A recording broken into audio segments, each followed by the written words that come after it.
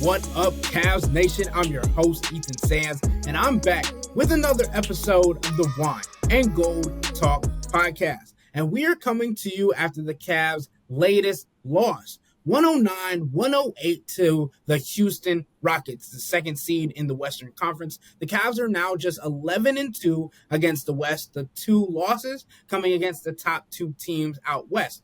Chris, this one had a lot going on throughout. It looked a little ugly in the first half, looked ugly in the third quarter, and then the Cavs pulled off a comeback in the fourth to end in a game that came down to free throws. And Chris, I've broken this segment in this episode down into 4 different sections, and we're going to work backwards. We're going to start with Darius Garland and how he failed to make 5 free throws on the night. That's the most in his entire career that he's missed. He missed 2 that could have either tied the game or won the Cavs the game potentially with 2.8 seconds left on the clock.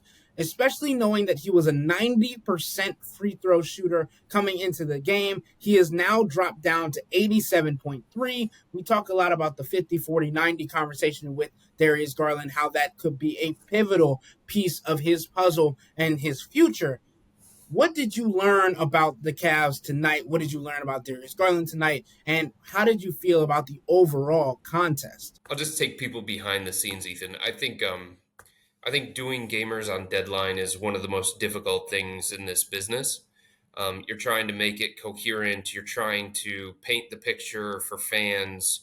You're trying to tell the story of the game and encapsulate everything that you feel like is most important to the game, all within 10 minutes of the final buzzer. And that's really, really difficult to do. So, as the game is unfolding, I've got my file open on my computer and I'm writing various notes because you have to do it as the game is going on.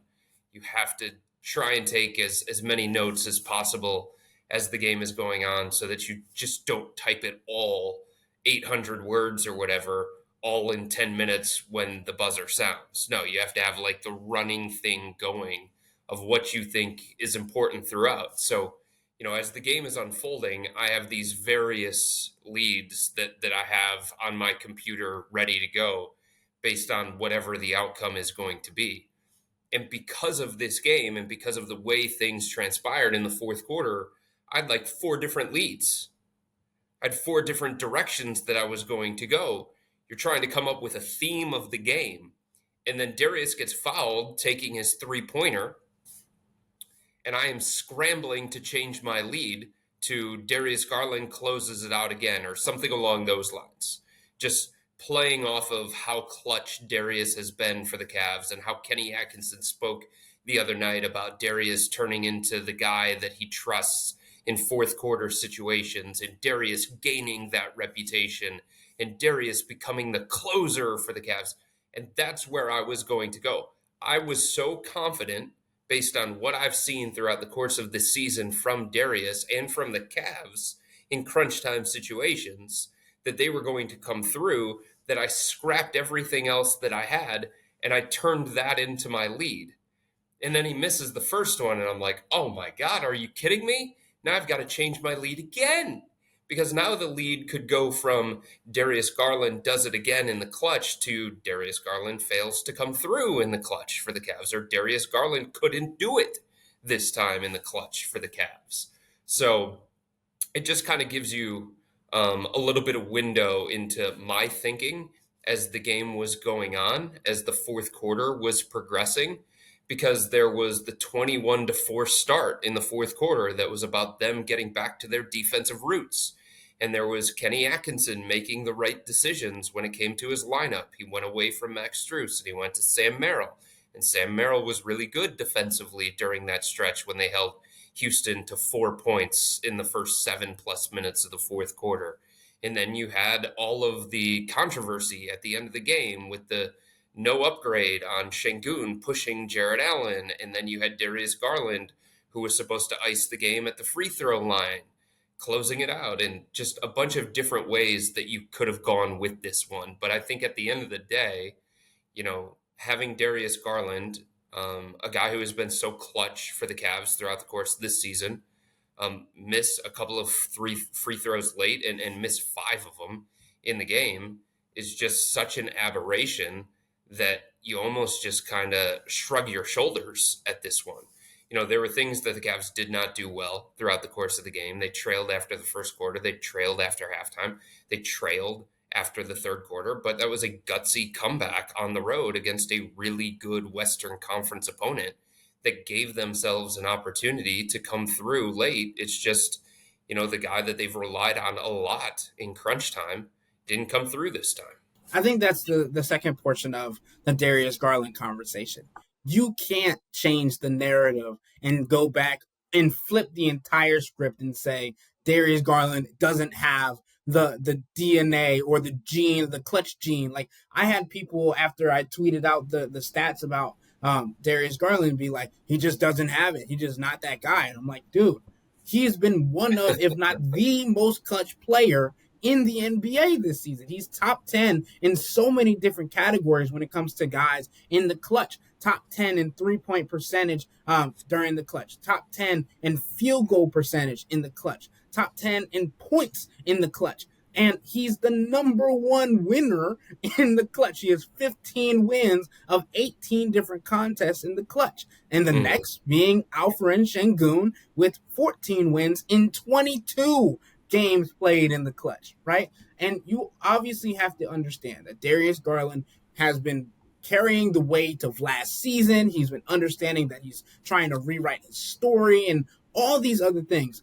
And I said it to start the episode, like, for him to be a 90% free throw shooter, he was the best free throw shooter on the team outside of Sam Merrill, who doesn't go to the line that often, right? And then, like, they wouldn't have anybody else better than to take free throws at the end of the game. And as Chris mentioned, as he's writing, like, I think everybody in the arena, everybody on the Cavs organization at least, was thinking Darius is going to the line for three. Oh, this game's over. And we get the ball back? Like, we're going to have 2.8 seconds with the ball in our hands. There's very little that can go wrong. And then it went wrong. So, like, I think then it shifts to how the Cavs got into the situation that they were and who may have not played to their standard, who may have played to their standard in this game. And that gets into my next segment, Chris, when it talks about how Donovan Mitchell said after the game that he felt he could have been better for Darius, right? And Donovan, in the 3 of the last 4 contests for him, he scored 30 points entering tonight. Tonight wasn't one of those games. He had 19 points on 7 of 21 shooting. That's 33.3%. It was just 1 of 8 from 3-point range. So, and he wasn't facilitating. He had 3 assists and all those different things. But he was a plus 19 in the game, right? So all these things being weighed out. And I'm going to get to Jared Allen after this one. But I wanted to get your thoughts, Chris, on what Donovan said about being better for Darius and what areas you think he could have been better, because we've talked about in the past shot selection for Donovan being something that he feels like he could be taking away shots, taking tough ones, knowing he could make them, but taking away better looks from his teammates. Yeah, I mean, I think Donovan would be the first person to say, Ethan, that his efficiency has not been up to standard at all in July. Or in January, I should say. And it's just, Donovan talked last year in July about how that was one of the things that he wanted to work on. One of the things that he was focused on throughout the course of the offseason is being a more efficient player, understanding how to better get to his spots, getting the kinds of shots that he thought were more favorable for him, more of the catch and shoot opportunities, more of the coming off of screen opportunities as opposed to like dribble pull-ups, step backs, things like that. And it's not to say that Donovan can't make those. He's made them throughout his entire career. But the degree of difficulty is something that he was trying to remedy.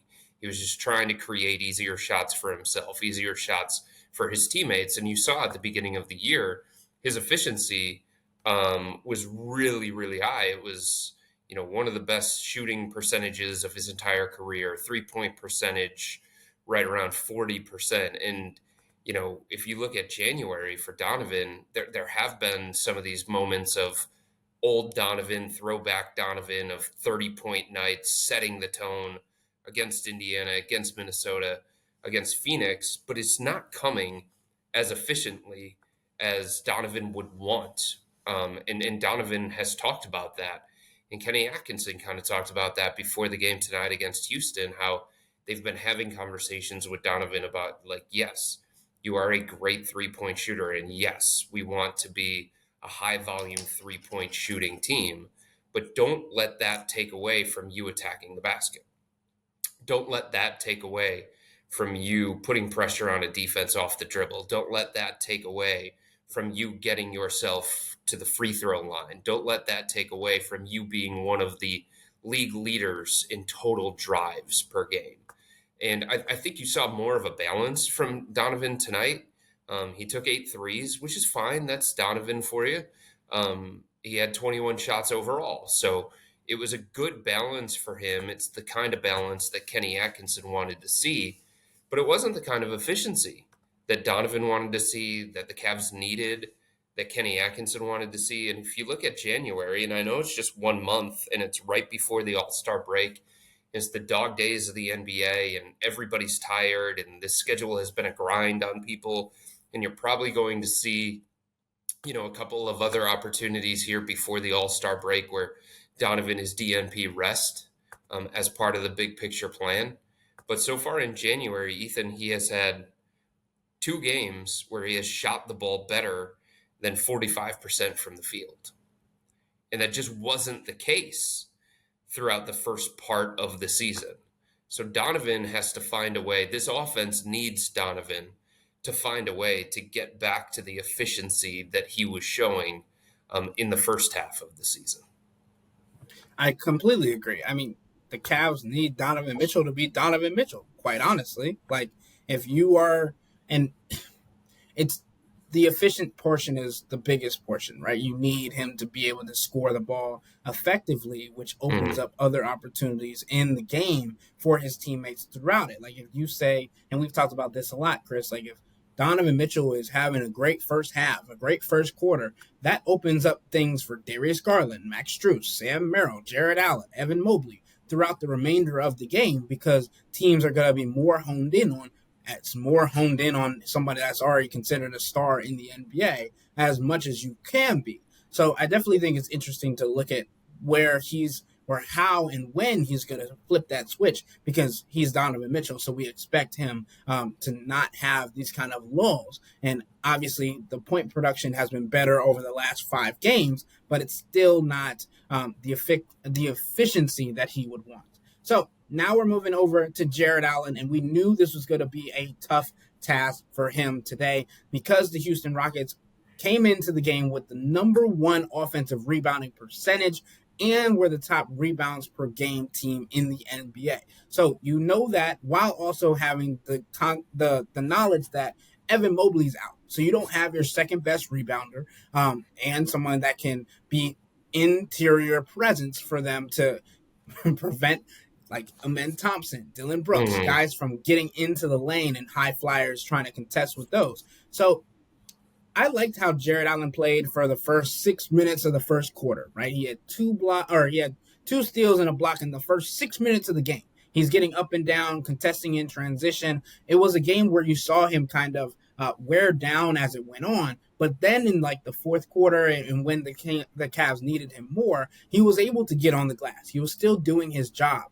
It just looked like you could tell that the task was wearing on him a little bit. He ended the game with 17 points and 13 rebounds, 5 offensive boards, and he also ended with 3 blocks and 2 steals, the 2 steals that we mentioned earlier in the game.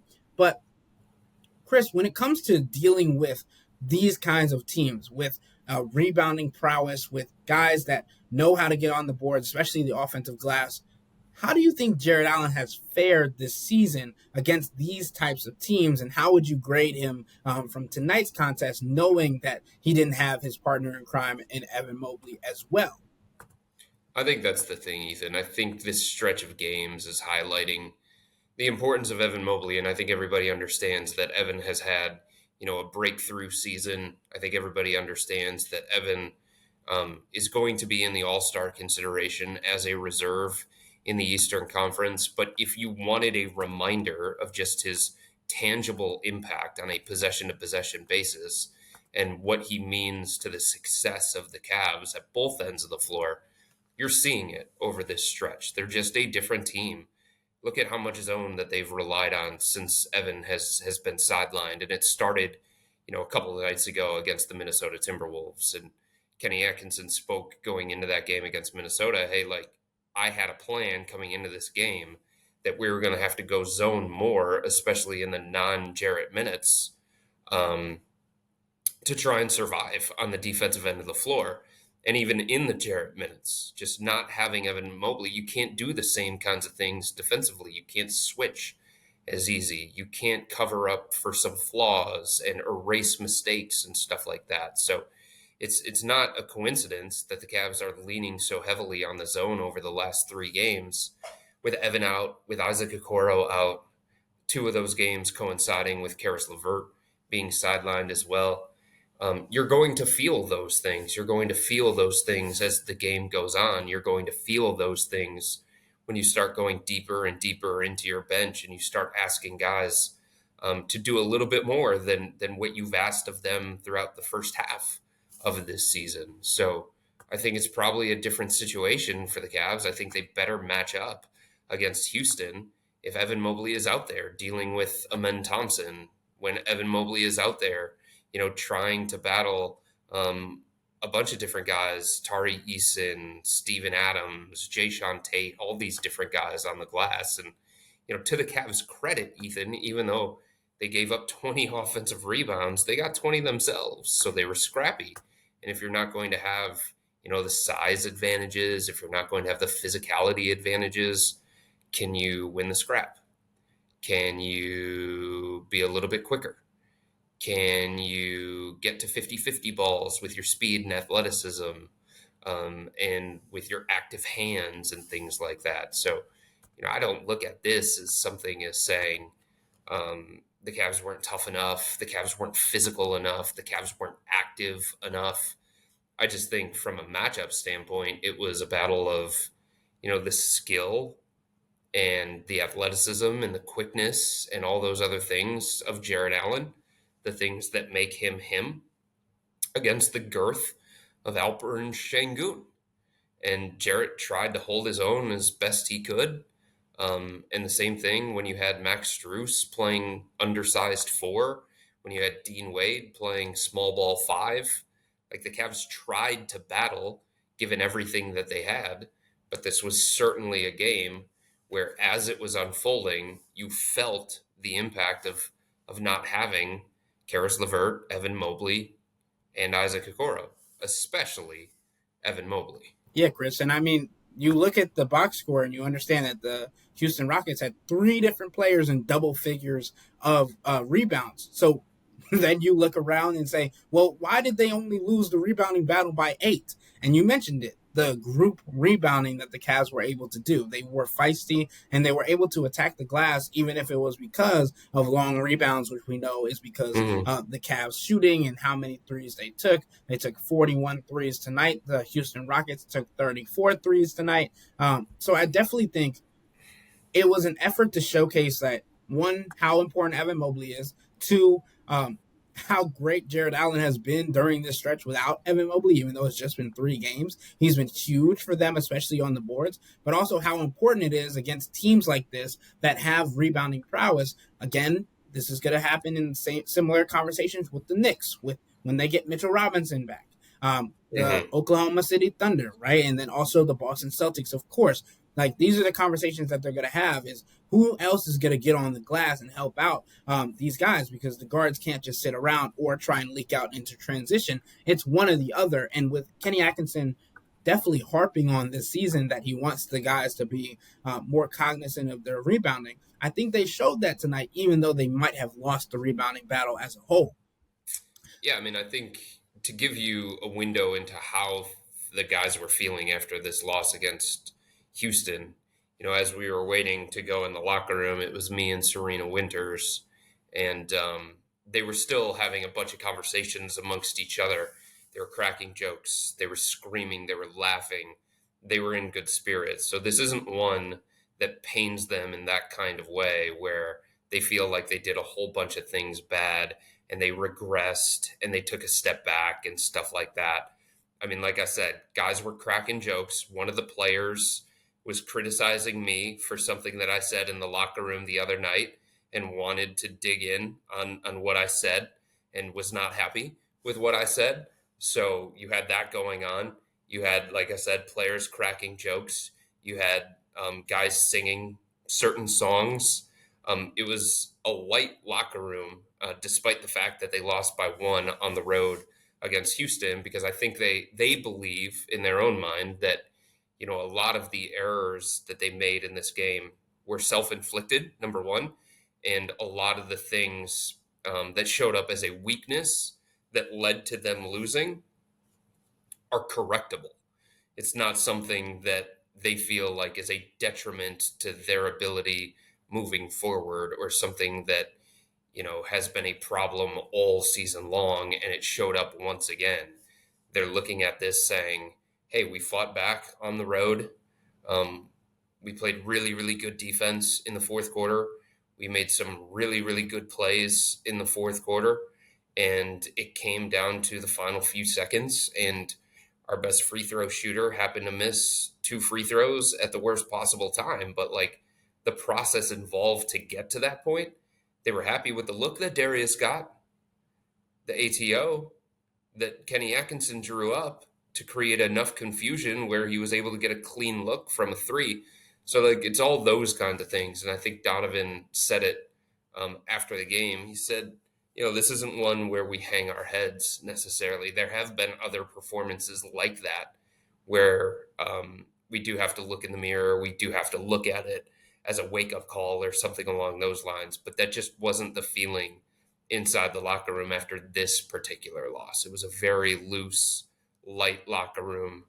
And it honestly felt like we were walking into a locker room where the team won. They didn't. They lost, but that was the feeling in there.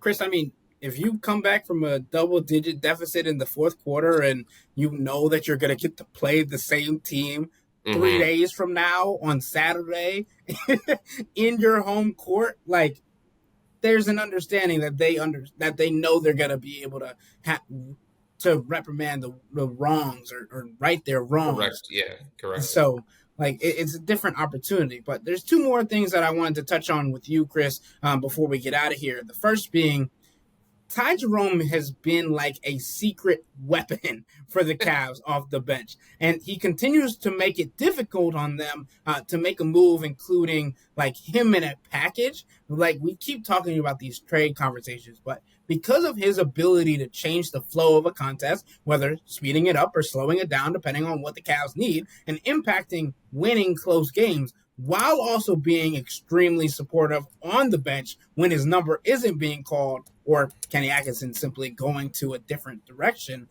with a different player. I mean, Ty Jerome played his butt off. Again, he had he had 18 points, and they were all seemingly very clutch buckets, right? He had three threes. He was 3 of 7 from 3. He's 6 of 12 from the field. And he's another guy that I don't know how we are discussing minutes and stuff when it comes to this conversation, but 50, 40, 90 is very plausible for him as well, Chris.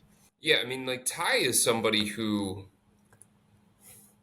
it's hard to say this, they need him.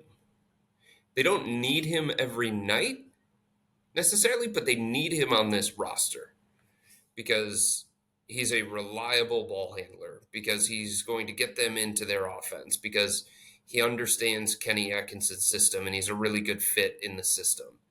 And if something happens to Donovan or Darius, they have somebody who can step in and fill those minutes and play big minutes. Just think about last year. They had to turn to Craig Porter Jr. over and over and over again, an undrafted rookie free agent, because they went a long stretch without Darius Garland, and then they went a long stretch without Donovan Mitchell. And I just think the Cavs want to avoid that. I think they want somebody a little bit more reliable, somebody a little bit more mature, somebody a little bit more seasoned, and that's Ty. So I don't, I don't want to sit here and say that as the trade deadline rolls around that Ty is untouchable. But the Cavs know firsthand the value of a third point guard. And they've seen it year after year after year. When the injuries pop up to their main ball handlers, they become a ball handler short, and they just don't want to get into that situation again. And if you want to play a 3-guard lineup because you need an extra ball handler, you need another shot creator, you need another playmaker, distributor, then Ty can be that guy. So I just don't think when they're fully healthy, I don't think they need him to play big minutes every night, but they need him on this roster. It's a really, really good insurance policy, and it's also a good spark off the bench. It's not a situation where he's going to get taken out of the rotation completely, but his minutes are going to be sporadic. His minutes are going to be low. His minutes are going to be based on sometimes game flow, sometimes matchup, sometimes opponent, sometimes what happens with Darius Garland and Donovan Mitchell. That's just the role that he is in as the third guard on this team. That's the role of most third guards in the NBA. The other thing is, there's not a whole lot of value to the Cavs trading Ty Jerome. We can sit here and we can say, like, yeah, you can add him in a trade package. What does that really do? Like, I don't think there are too many teams out there saying, like, we need Ty Jerome. And it's not like he has a significant monetary value where his contract is expiring and all of a sudden the team that trades for him gets like an abundance of salary cap relief from an expiring contract. He makes $2 million a year. So if we're having these conversations about the Cavs trying to improve at the trade deadline, the Cavs adding what some people would consider an upgrade, a significant piece of this rotation, Ty Jerome's not the vehicle to get there. Not based on his contract and not based on just how he's viewed around the NBA. Maybe you need to aggregate his salary. Maybe you have to come up with $2 million. But like, if you're talking about Cam Johnson, if you're talking about Jeremy Grant, if you're talking about throw out any two-way wing that makes somewhere between $15 and $25 million annually, what does Ty Jerome's $2 million do for you? But if you're having those conversations, it's George Niang, it's Karis LeVert, it's Max Strus, just to be in the financial ballpark to make the salaries match a little bit. And I don't think there's any team out there that is saying, oh, well, you put Ty Jerome in the package, that's a sweetener. If you want to sweeten the package, you throw in extra second-round picks because these young rebuilding teams, they're going to want draft capital as opposed to, a veteran steady third guard. Ty Jerome's bigger impact is going to come on a team that has title aspirations, a team like the Cavs. So I just don't understand, I guess. Look, these things are fluid, and who knows what happens in these conversations behind the scenes. But I just don't understand, like, the conversation about trading away Ty, especially given everything that the Cavs have dealt with from a point guard standpoint, not just last year, but the year before that as well. And this is an organization that has liked Ty Jerome for years, that has tried to acquire Ty Jerome for years, and they're seeing the benefit of this guy. They're seeing the impact that he can make coming off the bench. And the other thing that I think is great about Ty is that he has an acceptance of his role, and minutes don't matter to him, and shot attempts don't matter to him. Like, he understands that his role is whenever my number is called, and for however many minutes that's going to be, just go out there and make an impact. Go out there and do something positive. So, like, he's not somebody who needs to play 20 minutes a night to make an impact. He's not somebody who needs, 10 to 15 shots to make an impact. He is finding a way when this team is close to full strength, to make a positive difference and be a net positive for this team, even if it's in small minutes. And that's not a role for everybody. That's not a role that everybody can handle. But Ty has shown that he can. And I just don't think the Cavs are in any position to move on from that. All right, Chris, getting into the last segment and maybe the most controversial for Cavs fans after this one, because I know it might not have stung as much for the Cavs players, but I know this one definitely hit a little harder because of how close they got for Cavs fans riding that roller coaster. And it came down to fouls and challenges at the very end of the day. Sure, you never want to leave it up to referees, officials, or umpires in any sport, but this is a game that you look back at missed calls and think, what if? The main no call for me comes against Alperen Şengün pushing Jared Allen, who is 6'9" and I don't even know how many pounds, to the ground after a made field goal, right? I don't know what goes through the referee's mind when he sees two hands from the opposing center being put on a guy and pushing him to the ground. Like, I don't know if people have to think about this, but Jared Allen's not a small human being. Like, he's not just gonna like tumble to the ground. He's not a flopper either. So like, if he goes to the ground, he's going down quickly and hard because of something going on around him. And it wasn't the first time in the game tonight where Alperen Şengün was seen throwing elbows or pushing hands or whatever, because that's the physical style that the Houston Rockets are known for. And I don't know if this is still true after tonight's contest, but I think the Rockets came into the game with the most technical fouls or flagrant fouls in the season for all NBA teams. So I wasn't like surprised by the physicality. I was surprised more so with what they got away with what seemed to be elbow after elbow and shove after shove, which in not. And obviously, we want to call this a 2-game playoff series because it's so close. But this isn't the playoffs. I was sitting next to a scout during tonight's game on Media Row, and he turned to me and he said, "There's no way that this isn't upgraded." And then they made the announcement, and it wasn't upgraded. And he just kind of looked at me, and I looked at him, and I said, "That's got to be something. I don't know what that is, but it's got to be something." Because it happened after the play. It was a 2-hand shove. It did feel like it was extracurricular. It did feel like the conversation that we were having amongst each other was flagrant 1 or 2. I think the conversation that the Cavs were having on the sideline was, okay, flagrant 1 or 2. And then it was a nothing because they said it didn't meet the criteria because it wasn't extensive, because it wasn't crossing the line, however they wanted to phrase it. And I was just really, really surprised. And I can tell you that the guys in the locker room after the game were surprised as well. Donovan didn't want to go there. I asked him the question because he was very, very close to the play as it was happening, and he kind of like signaled for them to take a look at it. But he said he didn't want to get fined. So he was trying to toe the line and be as politically correct as possible. I just think, it was a missed call by the referees. I just don't know how you go back and you look at that on replay and say that that's nothing and that's just a play on. And it's funny too because the Houston bench, they were making the flopping sign, and I was like, okay, let me take a look at the replay and let's see if they had a case that it was a flop or something. I was like, are you really calling? Come on, like Houston bench, like I know you're supporting your guy and you're trying to get the referee's attention and you're trying to get the call to go in your favor. But like in no universe is that a flop.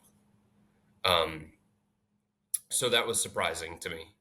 And it almost didn't matter because Darius Garland got a look at a 3 and they upgraded that foul to a flagrant. And that was a favorable call for the Cavs. And he just didn't make it count. He just didn't take advantage of the opportunity that he was given at the free throw line.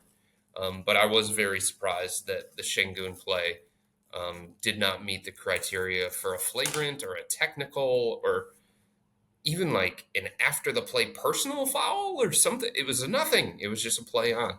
It didn't make sense to me. It didn't make any sense at all. And I was like, okay, here comes a makeup call. Nope, not that either. So I don't know. It was just weird to me. And like, sure, for me, like, I understand this game should and will sting for Cavs fans because they trailed by double digits entering the fourth Mm-hmm. quarter and still fought their way back. But tripped at the finish line by their own doing and some out of their control things, which only means they should have done more before the situations allowed the refs to have that kind of impact. So at Yeah. least I feel like that's what Donovan Mitchell would have said if given the opportunity, especially I mean, since he didn't have the scoring game. He's right. shown 3 of the last 4 games that he's played. I mean, they need to be in these situations. It's good for them in terms of preparation for April, May, and June. Trying to figure out what works, what doesn't work. Trying to figure out what kind of level of physicality you have to ramp it up to deal with all the things that you're going to deal with in the playoffs. To work on different things, to figure out lineups and combinations, and to switch between man to man and zone. I'll say this, man, like their zone has been really, really effective. And I know that it can't be their base defense. Um, this is a very different era in the NBA. And if you're going to go to zone a little bit too much against a team, you're going to be susceptible to threes. You're going to be susceptible to offensive rebounds. But, the thing that we've talked about all season long with the Cavs is an ability based on, the personnel that they have, the roster composition, and the willingness of Kenny Atkinson to go to different things. The Cavs have shown an ability to, have multiple pathways to success at both ends of the floor. And sometimes it's going to be man to man. Sometimes it's going to be switch heavy. Sometimes it's going to be, hedging ball screens. Sometimes it's going to be box and one. Sometimes it's going to be zone defense. But, you have to build a comfort with those things during the regular season so you feel really, really good about when you make those calls when the playoffs roll around. And Donovan actually talked about it after the game tonight, Ethan. He said, sometimes we just shift to zone before Kenny even makes the signal himself from the sidelines because we feel it coming or because we feel like it's necessary to deal with the probing ball handlers or the guys that are beating us at the point of attack or whatever reason it is that the Cavs go to that zone. But you have to give different looks to these great offenses because they're going to get too comfortable because these guys are just too good. So to be able to use these different looks defensively and be successful with them, that's really, really important for the Cavs for the future. Being able to have different ways that you can attack on the offensive end and not be so reliant on one thing or two things, that's going to benefit them greatly. And being in these situations in late game crunch time situations where you can work through these things and you can switch defensive coverages on the fly and you can figure out these ATOs that are really going to work in certain situations. That's all really good for the Cavs as well. So I like the fact that they got this kind of test. I think it's important that they continue to get these kinds of tests, especially as the season progresses, because it's just, no matter what the result is, no matter how they handle it in the moment, it's going to be better for them in the long run. And, we've talked about this a lot throughout the course of the season, Ethan. Their proving ground comes in the playoffs. They are one of, a handful of teams, 4 or 5, that is viewed by many around the NBA as legitimate title contenders. So it's all training for what matters most to this team. And Chris, I mean, you mentioned the zone and how that can be sometimes hurtful for the 3-point percentage or 3-point line. If the opposing team has a guy that can do that, Fred VanVleet was that guy tonight. He had 7 triples. And I mean, sure, we've seen Fred have some good games, but 7 seems like a lot for even him. And like we've become accustomed to seeing the the 2-3 zone, the 1-3-1 zone, and all these different utilizations of the zone. But Kevin Durant mentioned it the other night after the Phoenix Suns game, talking about how they literally did not have sets to run against the zone, and we're Right. halfway through the season. Like, if you are able to switch between a man-to-man defense and a zone defense in one singular possession, that allows you to have another area where you are confusing not only defenses but also offenses in this case, and that gives you an opportunity to throw something at a team that they might not be prepared for. And Right. especially in a playoff series, that's something that we want to see from the Cavs, is being unpredictable. That's been a key word, a buzzword, if you may, throughout this entire year. If you go back to the fourth quarter, and the Cavs started 21-4, and they held Houston to just 4 points in the first 7+ minutes. All but I think 2 of those possessions were zone. So, the guys that the Rockets had on the floor, and part of this was Houston just waited way too long to get Şengün back in the game.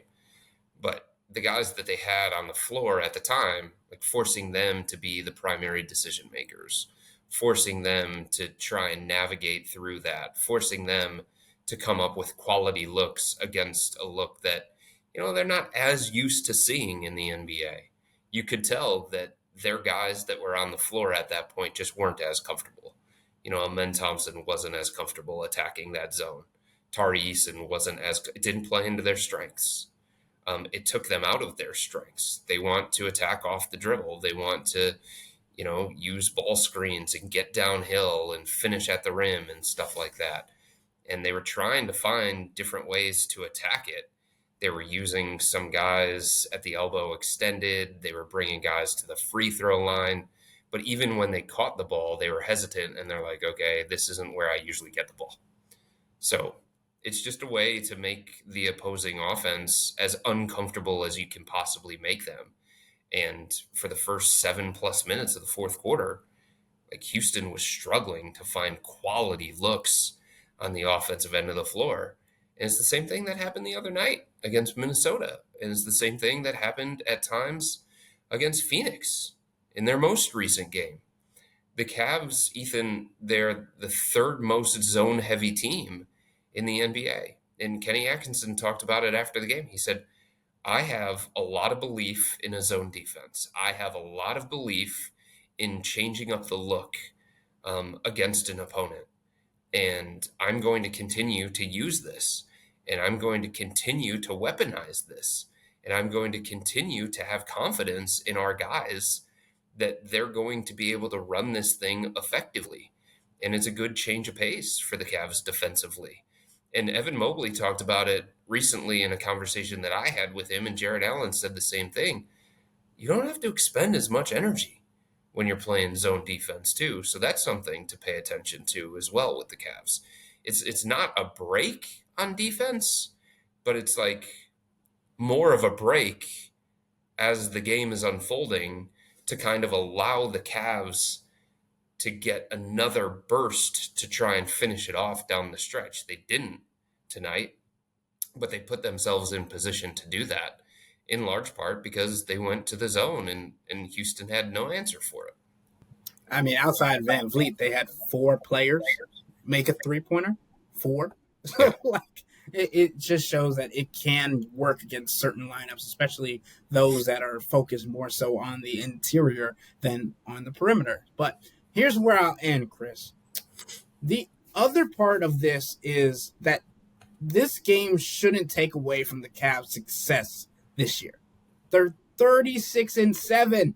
Mm-hmm. Like, don't sound the alarms just yet.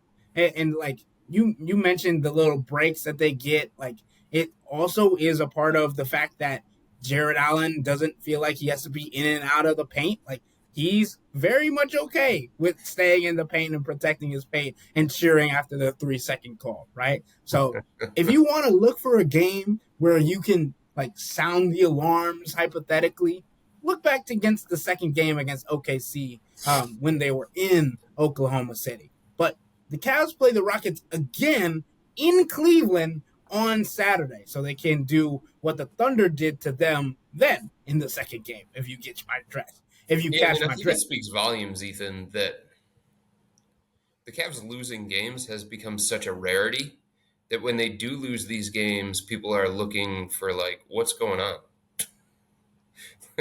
What's going on with this team? What aren't they doing well? You know what I mean? Like you're trying to justify and come up with these reasons for these losses. It's like sometimes it just happens in the NBA.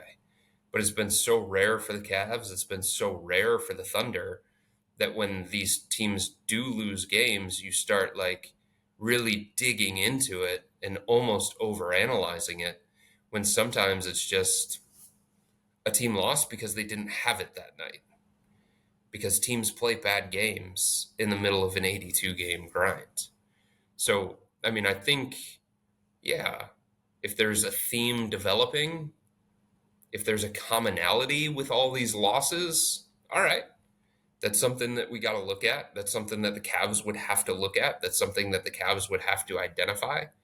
But losing has become so rare that people are like, what the hell just happened? Like, what's going on with this team? They're 3-3 in their last six. What? This team? What the heck's going on? So I just think that shows the consistency that the Cavs have played at throughout the course of this season and the dominance that they've shown for a majority of this season. I mean, Chris, that's what happens when you become championship or bust, at least according to NBA.com's power rankings. Do you think The the Cavs Cavs, are championship or bust? Do you think that's how they're viewing this? Do you think they should view it that way? I asked you this question the other day. I I'm don't asking know. you.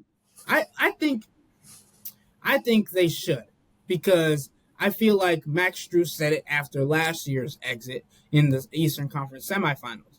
They have enough, and they have more technically than they did last year with Ty Jerome being back, right?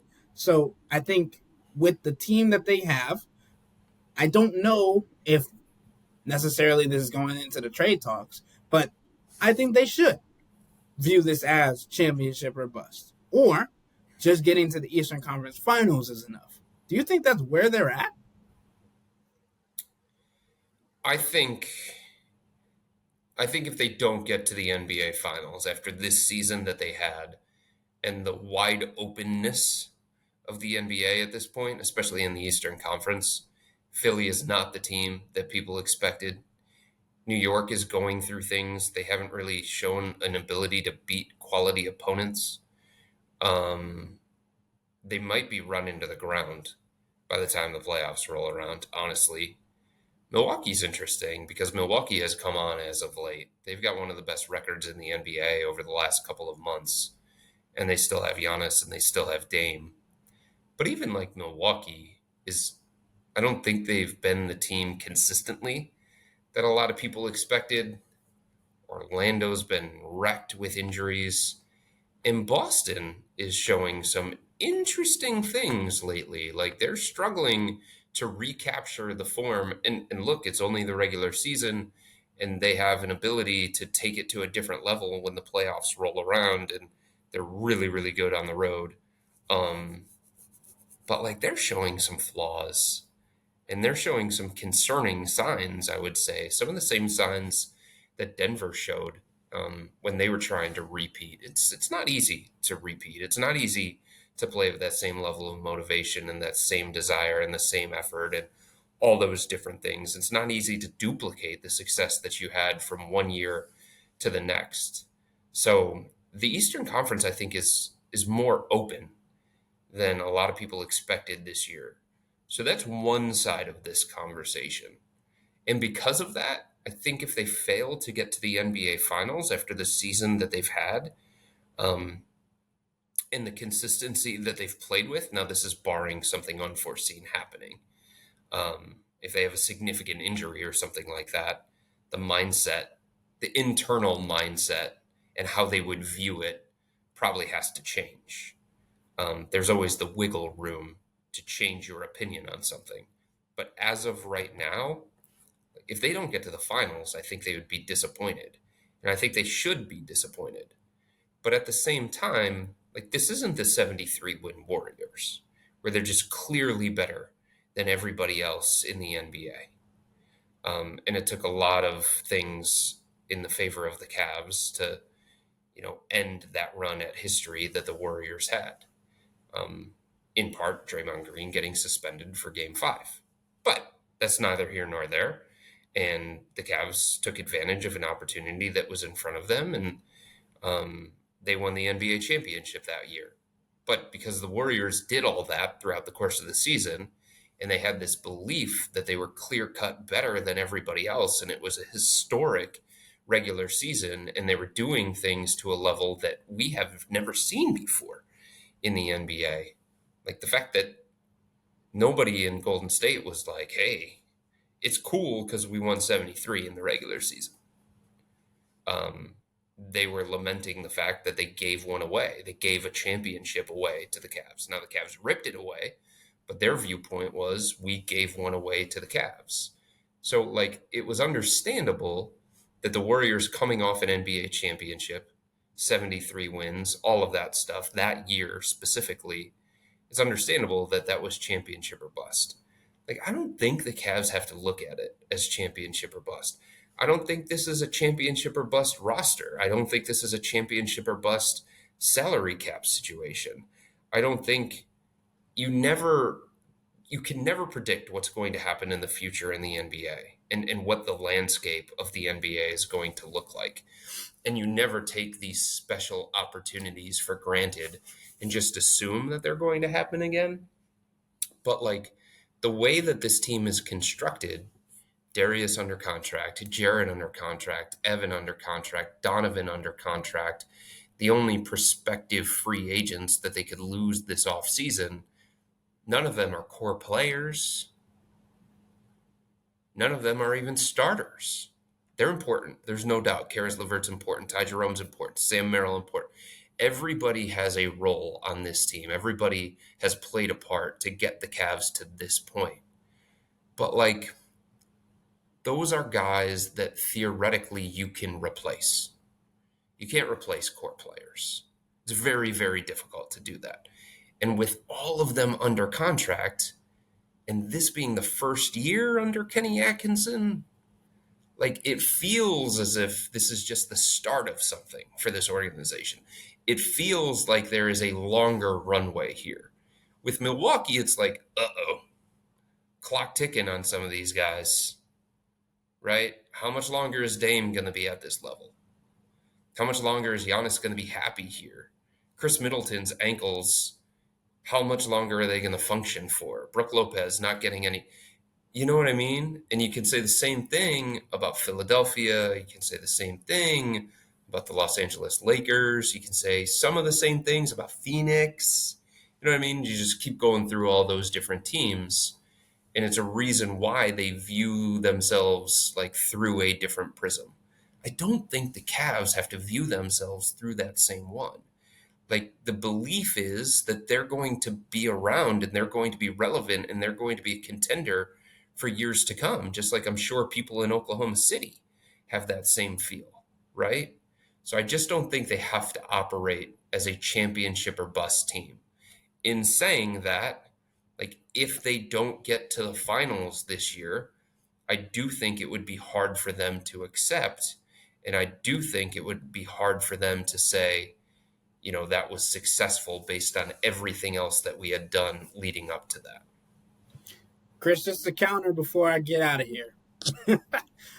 Based on being around this team for as much as we have been this year and knowing their mindset, you saying that they should get to the NBA Finals and then be satisfied. I would say that this team would be like, well, we got here, might as well win the whole damn thing. Oh, of course. Right. So I think there's definitely a difference between what is possible and what this Cavs team is going to believe, especially like I think the expectation changes a little bit based on what happens in the playoffs. Like if they get to the Eastern Conference Finals and take whoever it may be, Boston likely to however many games, that could change their being like, oh, this is championship or bust. But I don't think there's a bust aspect to it because of the contract situation that you mentioned. But if they do win a championship, I think this team would look at as why not build a dynasty rather than just winning one. But with all that being said, that'll wrap up today's episode of the Wine and Gold Talk podcast. But remember to become a Cavs insider and interact with Chris, me, and Jimmy by subscribing to Subtext. This is where you can send in your questions for next week's Hey Chris episode. Yes, we already did it earlier this week. Go ahead and go back and listen to that one, and we'll get all your questions in for next week. But to do so, sign up for a 14-day free trial or visit cleveland.com/Cavs and click on the blue bar at the top of the page. If you don't like it, that's fine. All you have to do is text the word STOP. It's easy, but we can tell you that the people who sign up stick around because this is the best way to get insider coverage on the Cavs from me, Chris, and Jimmy.